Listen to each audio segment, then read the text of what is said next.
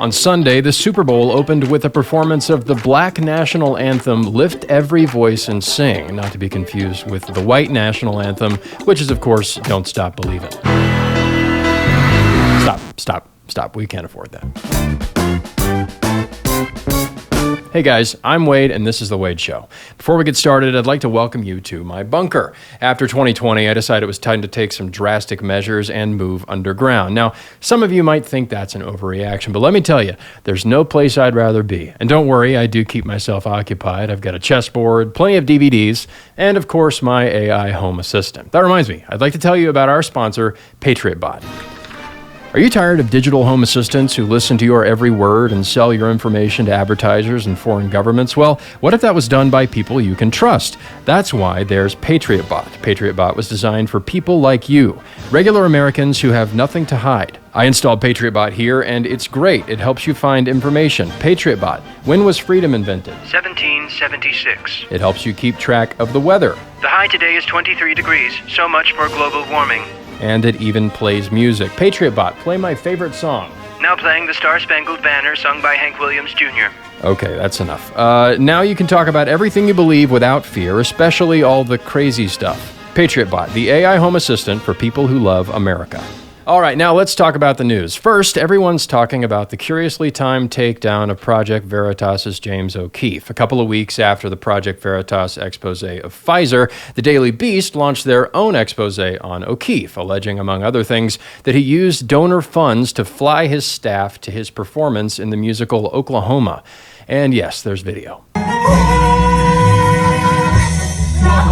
People were surprised that he did the performance at all, but don't forget, James O'Keefe got famous for dressing up in a 70s pimp costume and doing undercover videos. The expose even included a link to videos of him doing musical theater in high school.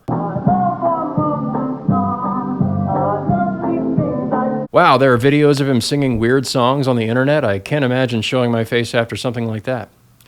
You know, a lot of people who talk about the news want you caught up in a state of fear, constantly scared out of your mind, so that you stay tuned to their shows. Well, we here at The Wade Show, we're no different. So it's time for our news segment, Fear of the Week. This week's fear, UFOs. It all started with the Chinese spy balloon that flew across the continental United States and monopolized the media's attention for days. After a few days of delay, the Biden administration finally shot down the offending balloon. Really? And to muster the courage, Biden just closed his eyes and pretended it was a wedding in Yemen. Now the White House is claiming many other Chinese balloons flew over the U.S. while Trump was in office, but Trump officials dispute this. Come on, you're telling me that a guy who looked directly at a solar eclipse wouldn't have seen a little balloon? Many are speculating that officials knew about the Chinese spy balloons under Trump, but didn't tell him. If I were Trump, I'd be furious. They robbed him of an opportunity to say his favorite word. Then, after examining the pieces, the government says the balloon had the technology to track our communications. And what was China hoping to learn from this balloon? They already know our best dances. PatriotBot, you're not sending all my private communications to the Chinese government, are you? Yes. Yes, I am. He's always kidding around. My guess is that China is just trolling America by floating something obvious and stupid-looking in our airspace. And they probably didn't expect much recourse. In America, when we see a giant white balloon that threatens our country, we give it a Grammy. After the balloon was shot down, Joe Biden made this statement. Wasn't it a major security breach for the United States? Just the fact that the balloon came into the airspace and flew over the country? The idea that a balloon could traverse, break American airspace is, anyway, it's not a major breach. I feel better. But Biden's right. It's not that big a deal. These balloons may even be good for us. They'll do the jobs American balloons won't do. I've got a balloon that cleans my house a couple times a week.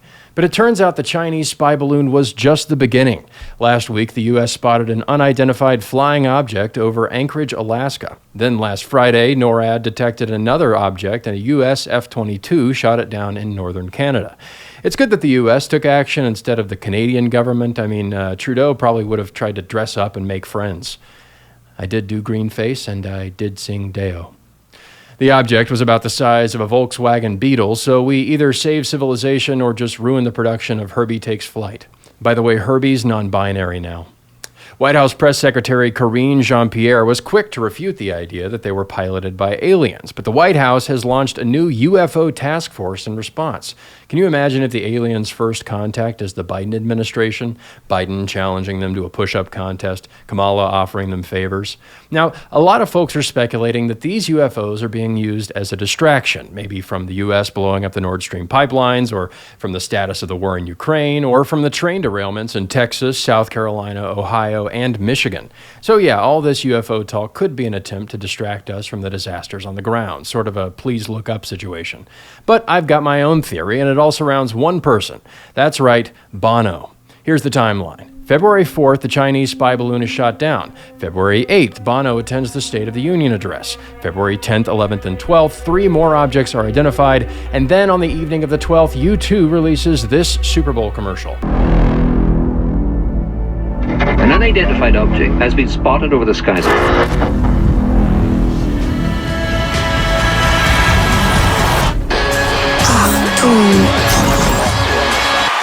Yep, a commercial about mysterious floating spheres promoting a live performance of U2's Achtung Baby. And did you catch that? At 5 seconds, that's a picture of the Chinese spy balloon. That's right. First, they put an album on all our phones, which everyone loved, and now they're taking over the news cycle to promote an album from 30 years ago. If you ask me, it's the only explanation. And finally, I'd like to give a moment to the runner-up fear of the week, Satan. The Prince of Darkness has been pretty big in the news following Sam Smith's performance at the Grammys and what the Twitterverse labeled literally a tribute to Satan. Let's take a look.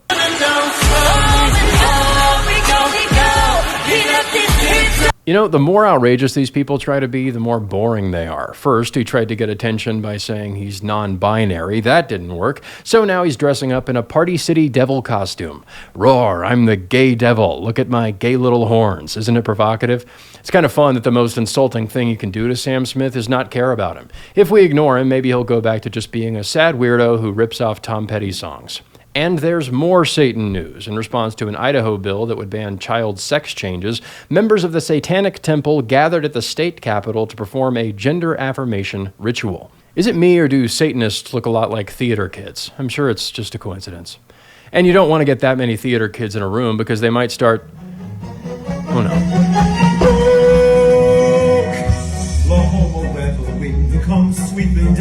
All right, play us out, James.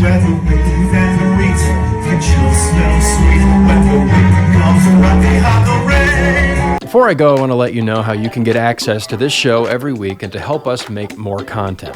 The first month, the full show will be on YouTube and Canon Plus, but after that, the full show will be only on Canon Plus, with lots of segments and clips going out to YouTube. So, subscribe to the YouTube channel and you'll get access to all the free content. I'd love to be able to do more of this content and give away more of it for free, so if you'd like to help make that happen, join up over at Canon Plus and use the promo code WADE99. That way, you can get your first month for just 99 cents and then $8 a month thereafter. It's the best way to help grow this show, and you can also get a ton of amazing content.